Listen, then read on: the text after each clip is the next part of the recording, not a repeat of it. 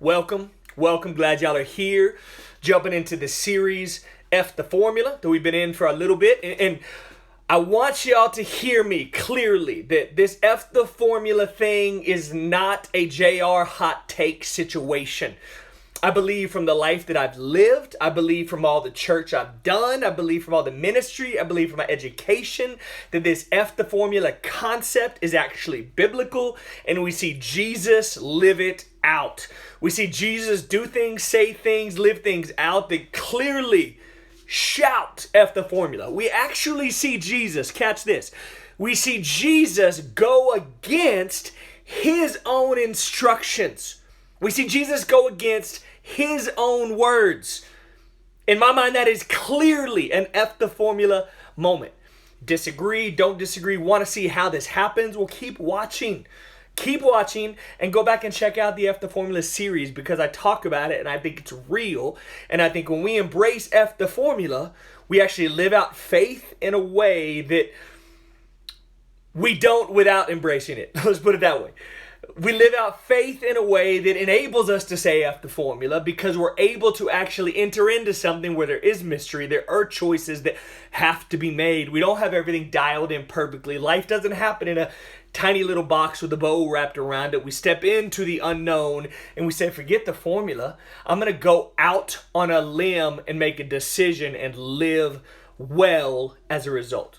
So we're in this series, F the Formula. We're walking through John 4 because I think that whole passage screams F the Formula. And so just a refresher, the reason why this whole thing is coming about is because I believe that we have a call as followers of Jesus to try and understand what it could mean to have church without walls and to build bridges, not walls. I believe that's a call. I don't believe that was just given to me. I believe that's a call for all of us to explore the depths of what that could mean. Because if we're called to be the church, not simply to go to church, then there has to be some depth to what does it look like to be church without walls? What does it look like to build bridges, not walls? And so we're in a series called F the Formula to embrace the bigger concept of faith, the bigger concept of God, the bigger concept of mystery. The fact that when we read the Bible, there are plenty of moments like where Jesus goes against his own words. There are plenty of times in the Bible where things don't go according to what we think they should go according to. There are things that happen that were like, I feel like that is not exactly what I grew up believing and being taught. I feel like that is a little different than what I've always been instructed. I feel like when I read that passage or I see that story, that seems to be something that's like, I don't know if that's and just, I'm going to slide this over for a second because there was a little echo coming in that I did not like. So that was more my OCD than anything, but thanks for sticking with me in the journey.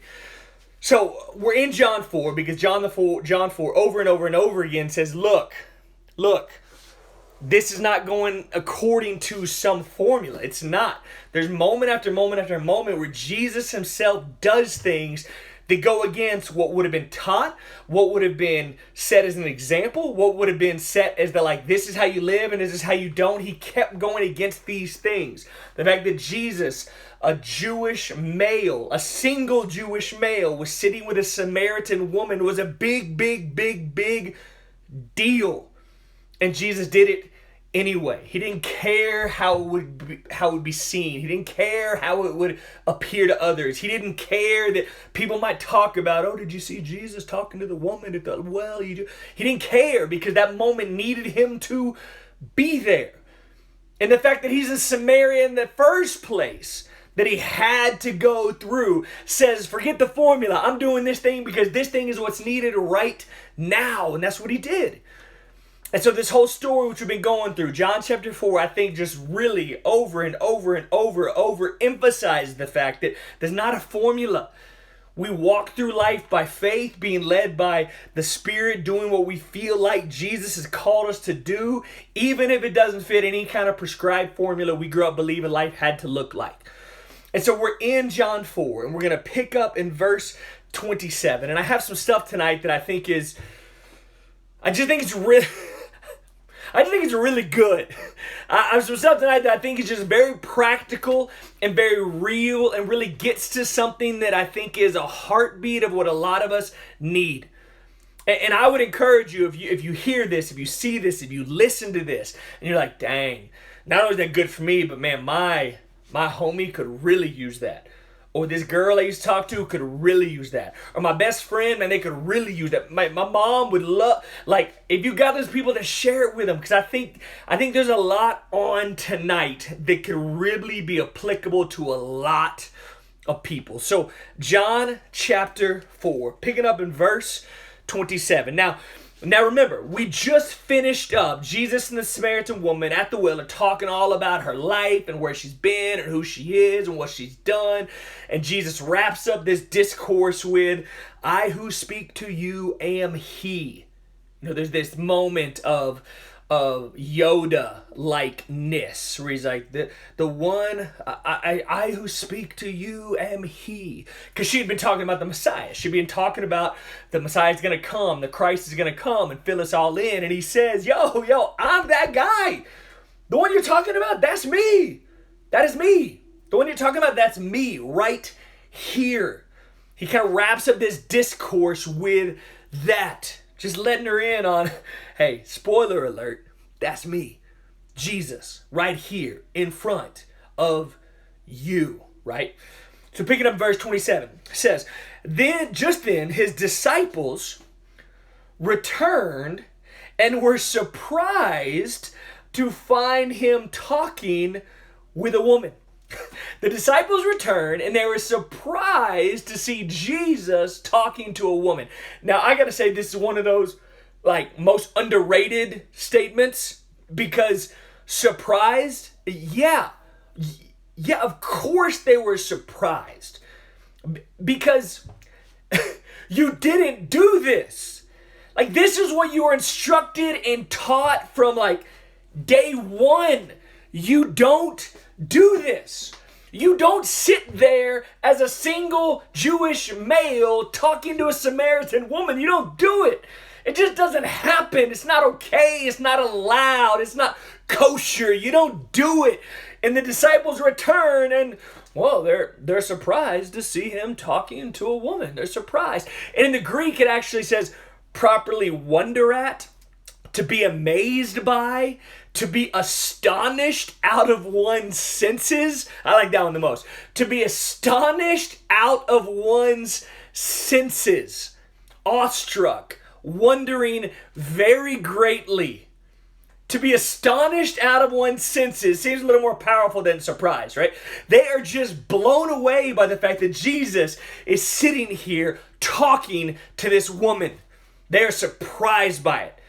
And this, again, is Jesus very clearly saying, F the formula. This is what needed to happen.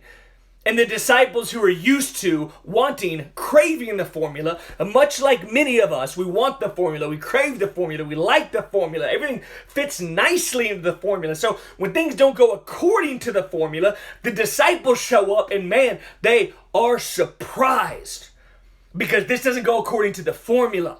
They show up and are surprised. The disciples are surprised to see Jesus talking to this woman. Now here's where it gets real for church folks who have done a horrible job of this ever since the beginning. They were surprised. A messy situation was occurring. A situation was occurring that didn't fit the formula. A situation was occurring that didn't have a really clear black and white answer because Jesus, who's perfect, is doing it. And what he's doing seems to go against the clear black and white answer. There's a very messy situation happening. And the disciples, it says, but no one asked, what do you want? Or why are you talking with her? No one asked. We as church folks, from the get-go, have been horrible at entering in and having conversations about messy topics that don't fit nicely into a black and white formula. Horrible at it. We were horrible then, and we're horrible now. We want the formula, and when it doesn't fit nicely into the formula, we just don't even ask. We don't even enter in. We don't even jump off that ledge because I do not want to enter into this discourse. I don't want to ask. I don't want to have this conversation. This is one of those I don't want to touch. So I'm not even going to ask about it. I'm just not. I'm going to avoid it completely. And I'm not talking about how when I say enter into a conversation, that I mean you're supposed to enter in with your debate hat on and go argue with somebody and help them to see how wrong they are because you were right about that. I'm not talking about that. I'm talking about legitimately entering into a conversation about this messy thing and trying to have a little give and take and humility and trying to understand what's going on. Again, it's why my number one point of what I want to do and be is humility. Because that enables us to actually enter into conversations because we come in with humility. It's not really a conversation if I come into it being right, knowing you're wrong, and my whole job is to just convince you of that. That's not a conversation. That's a college debate class. That's a bully session. That is an arrogance versus humility moment. That is a black and white versus gray. That is apples and oranges. That's not a conversation.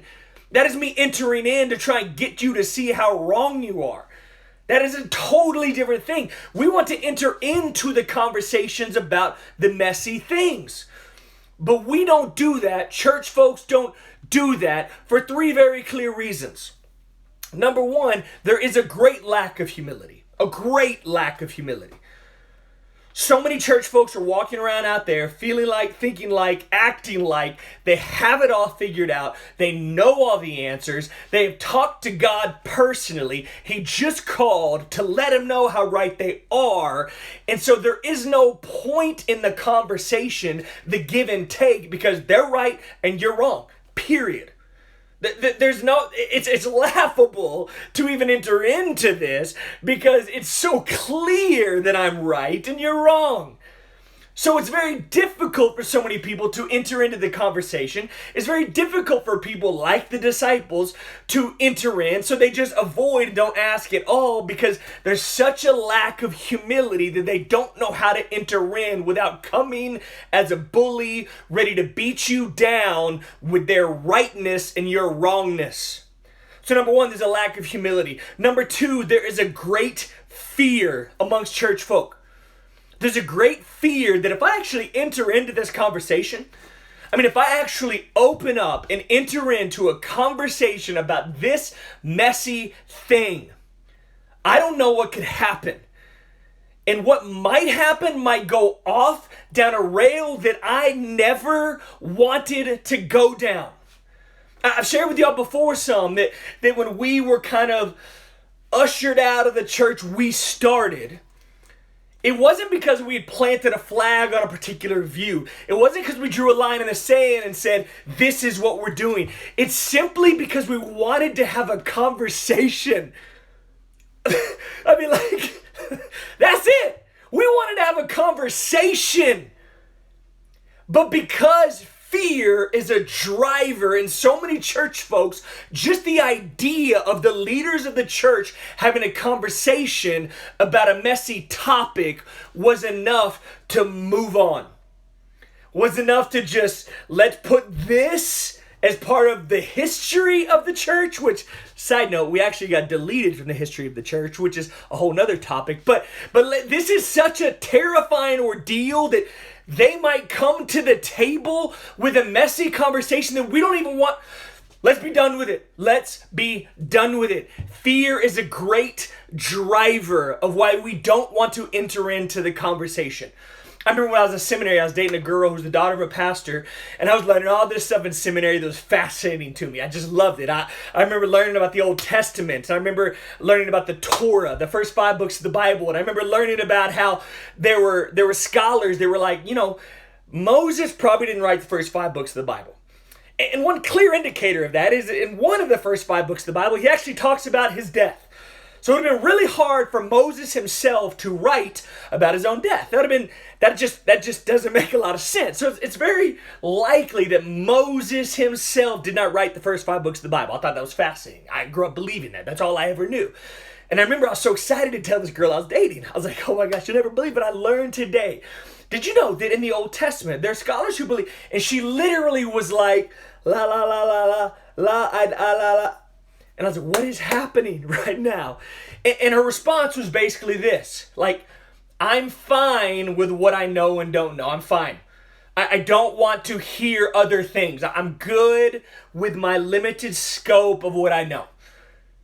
And I think a lot of people are just like that. There's such a fear to the conversation of the messiness, we just avoid it entirely. Which in this story, in John 4, the disciples see Jesus talking to this woman, and it says they are surprised, but no one brought it up. No one. They did not inquire because we don't know how to enter into the messy conversations. Number 1, lack of humility. Number 2, there's a huge fear. And number 3, very clearly tying into our series, we have a great inability to say F the formula. We want this to fit into a formula. We want to be able to put it in the box. We want it to be clear. We want to wrap the bow around it and move forward. We want to look at what we've been taught, plug and play, and move on. This situation, Jesus, a single Jewish male, sitting there alone in an intimate spot talking to this Samaritan woman, didn't happen. You didn't do it. It didn't fit the formula. But the disciples, because they didn't have it in them or even know how to say F the formula, they walk up and just avoid it. La, la, la, la, la. Let's move on to something simple like, are you hungry? Can we get you some food? Like, that's what they wanted to do because that is something that's easy to talk about. This thing wasn't. The disciples did not ask.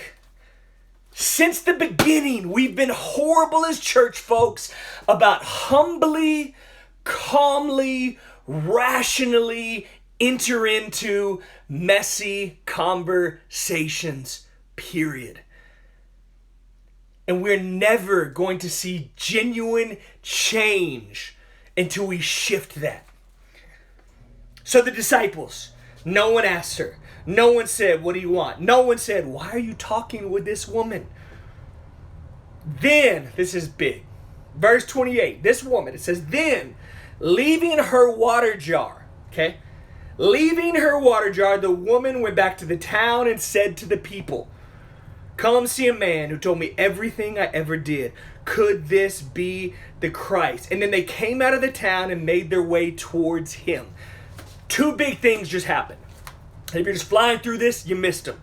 2 big things just happened. Number 1, then leaving her water jar. Okay, this woman, her entire purpose and point of being in this spot was to go fill her jar with water and take it back to her people.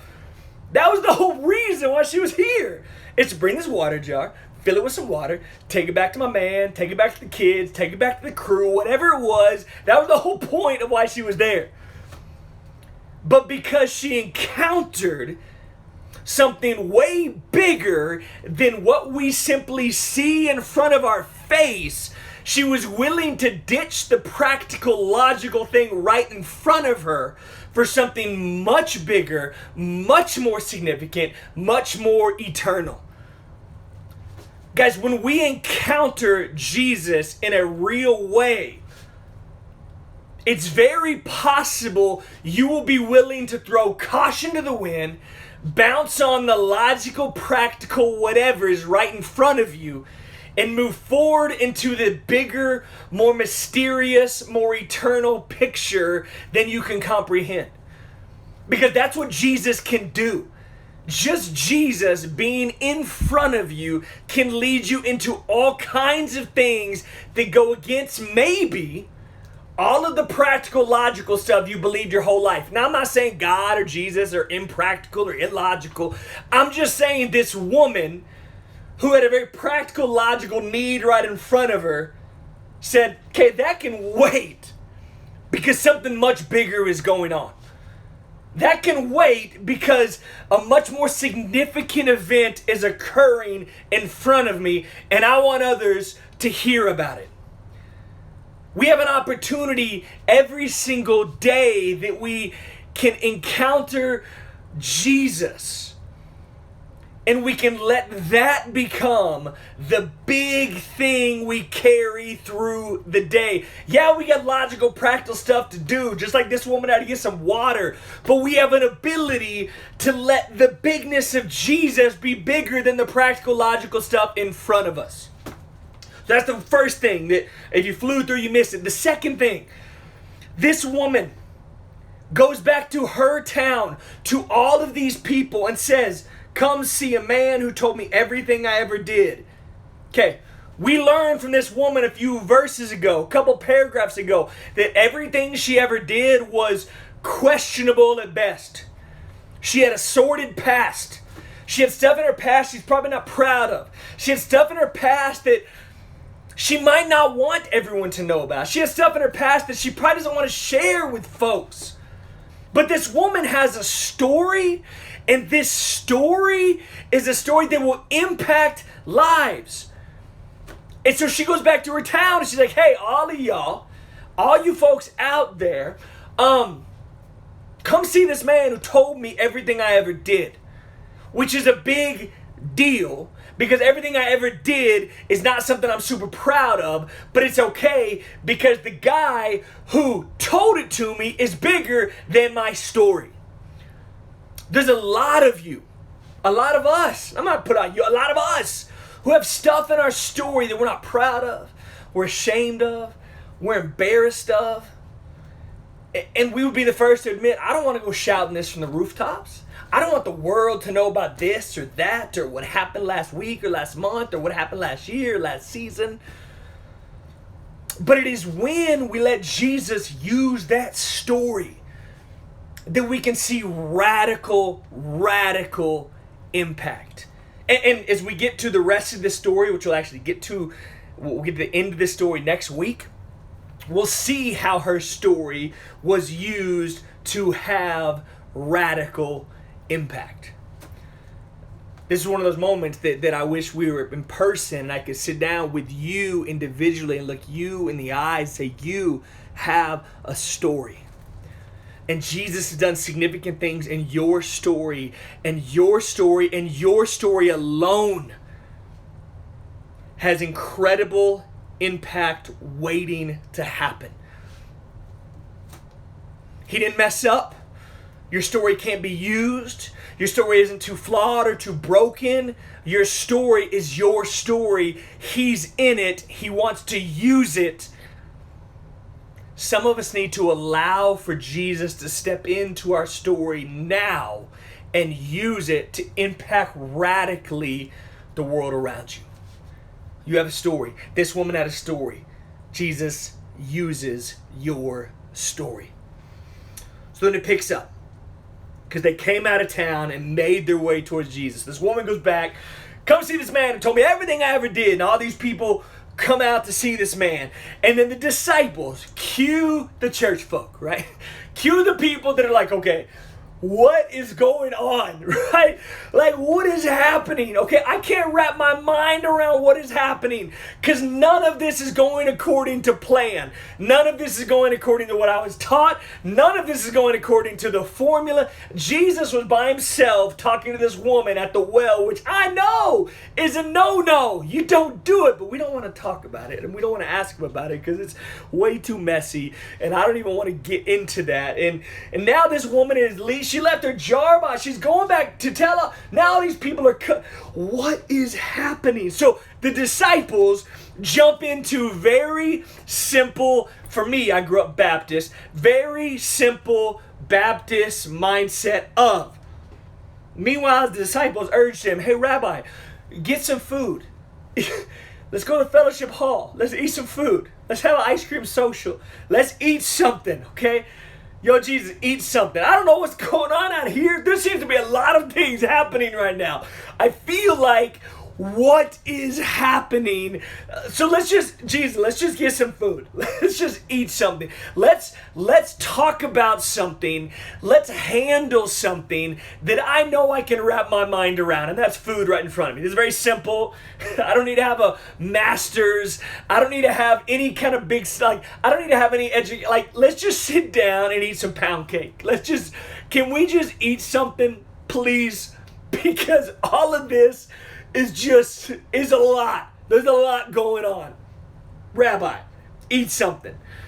But Jesus says to them, I have food to eat that you know nothing about. So immediately Jesus is trying to press back into, look, quit trying to make this a simple cookie cutter, 2 + 2 = 4 formula thing. There's more going on here. Jesus says, I have food to eat that you know nothing about. Then his disciples say to each other, Could someone have brought him food? Could someone...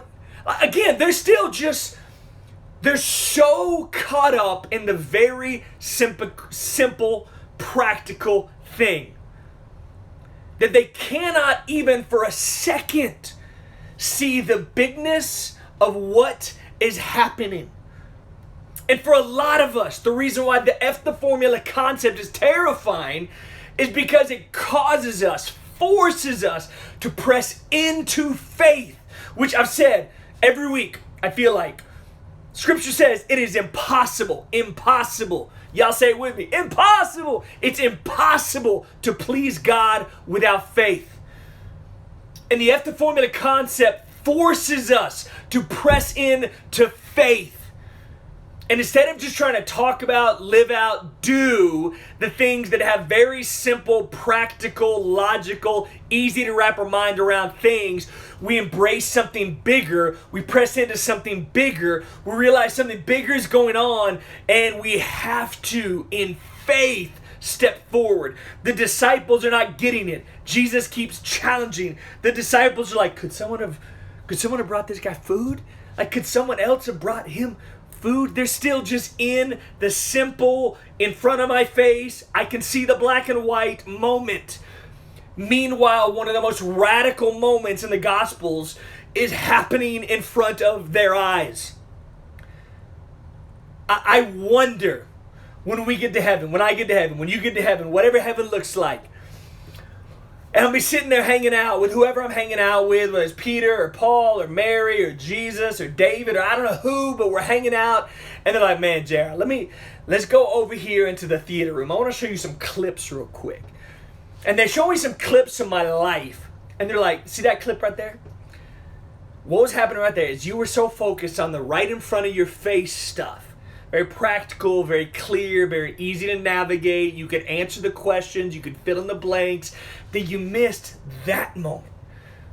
And if you would have just kind of dialed it back a little bit, dialed back like the pastor in you that had to have all the answers for all of this stuff, and you would have entered in by faith to that,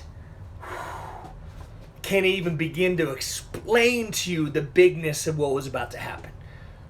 But you couldn't let go of the I gotta have the answer. I gotta have it figured out. Did they bring him some food? You couldn't let go of that. And I wonder how many of us that will be moments in our lives that have happened over and over and over again, that we were right on the cusp of something historic with our family, with our friends, with our neighborhood, with our small group, with our church, but we didn't want to, in faith, enter into the unknown, enter into the F the formula moment, enter into this thing that was messy, enter into this thing that was confusing, enter into this thing that was going to cause us to get our hands dirty. We just stuck with the things we knew. We played it safe, and so this was taken care of. But while we were taking care of this, we missed out on that. I just wonder how many of us that's been our life story. And we're going to be sitting there in heaven, and I know there's no tears in heaven, and I don't even comprehend that. I really don't. Heaven is a whole other sermon. It's probably going to come up in the F the Formula series, to be honest. But we're sitting there, and we're going to be like, oh my gosh, why was I so concerned with that tiny little fill-in-the-blank thing when that was a potential? Jeez. So the disciples say, then his disciples said to each other, could someone have brought him food? And then Jesus, Yoda, says, my food, said Jesus, is to do the will of him who sent me and to finish his work. Now immediately I'm going to be like, what, what, Jesus? I just asked if you need some food. Like, I got some bread. We just got a pizza. Are you hungry? What's happening, right? Like, that's me, right? Jesus is about to go into some deep, mysterious ninja stuff, and I'm just trying to figure out, have you eaten dinner yet? Jesus is to do the will of him who sent me and to finish his work. Do you not say, 4 months more and then the harvest? I tell you, open your eyes and look at the fields. They are ripe for harvest. Even now the reaper draws his wages. Even now he harvests the crop for eternal life, so that the sower and the reaper may be glad together. Thus the saying, one sows and another reaps, is true. I sent you to reap what you have not worked for. Others have done the hard work, and you have reaped the benefits of their labor. Now, if I'm a disciple, I'm like, what did you hear me ask? Like, what did you hear me ask? That was your response. Can we play the tape back? What did I just say?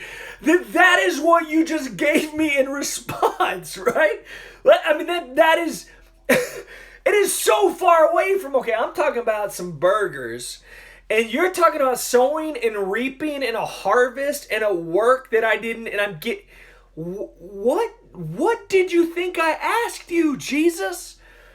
It is almost like in this moment, Jesus just kind of goes over the top and is like, oh my gosh, you guys don't get it. You're so narrow-minded. You're so focused on this formula that you're desperately wanting this to fit into. You're so concerned. Let me just go ahead and go way over the top. Say a whole bunch of very mysterious, big picture concept kind of things just to like let you know there's way more going on here than you could possibly comprehend.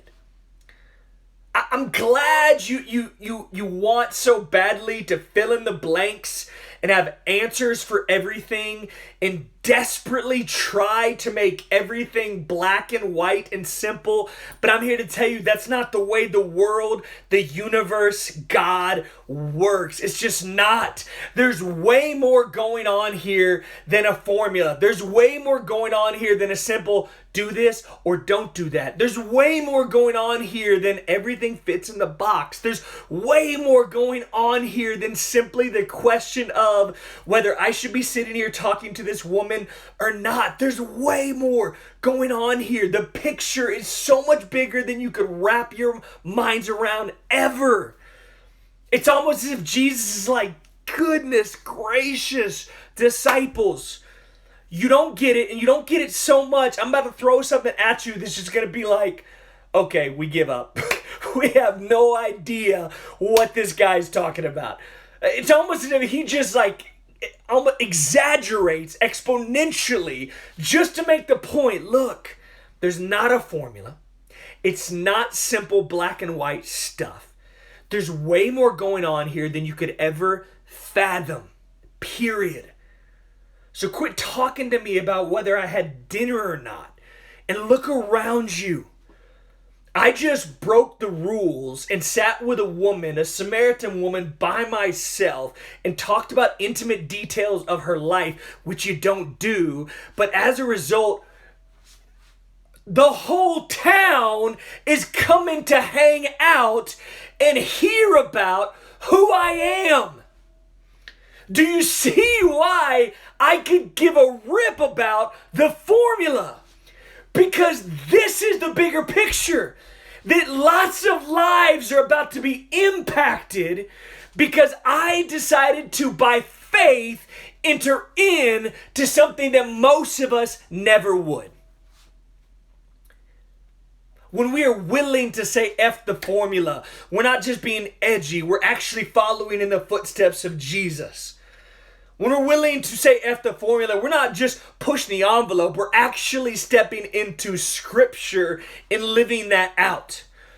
When we're willing to say F the formula, we're not just out there trying to push my agenda, we're actually living by faith, which pleases God and can lead to historic moments. F the formula is terrifying because it doesn't fit in the box, and there isn't a simple black and white formula to follow. It causes us to live by faith. It causes us to enter into messy situations. It causes us to have conversations that are uncomfortable and hard. But I believe when we do that, that might be one of the most clear moments in our lives where we look like Jesus.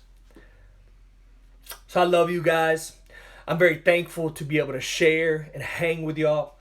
Again, if this is something you think would encourage any of your people, please share it. Please send it to them. Please send it our way. Let's keep this community growing. And let's be people that will live by faith. Will be willing to say, like, I don't care if there's a formula. This is the need, so I'm entering in. Because that is when we see our lives change and the lives of those around us change. Love y'all. Stoked to be here. Honored and humbled to be part of your journey. Thankful that you're part of mine. I will catch y'all soon. Peace.